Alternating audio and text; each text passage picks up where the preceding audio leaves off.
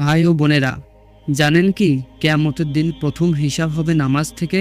আল্লাহ বলেছেন, নিশ্চয়ই নামাজ অশ্লীলতা ও মন্দ কাজ থেকে বিরত রাখে।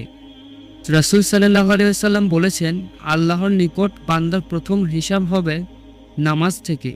যদি নামাজ সঠিক হয় তবে অন্য আমলও সঠিক হবে, আর যদি নামাজ নষ্ট হয় তবে অন্য সব আমলও নষ্ট হবে। ভাই ও বোনেরা, নামাজ শুধু ফরজ নয়, এটা আমাদের রুহের শান্তি। রাসূল সাল্লাল্লাহু আলাইহি ওয়াসাল্লাম নামাজকে বলেছেন আমার চোখের শীতলতা।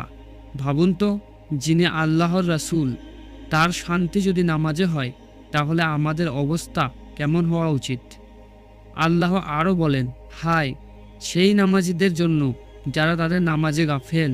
তাহলে আসুন আজ থেকেই নামাজকে নিজের জীবনে প্রথম অগ্রাধিকার বানাই, কারণ নামাজ হলো জান্নাতের টিকিট, আর গাফেল হলে জাহান্নামের ভয়ঙ্কর শাস্তি।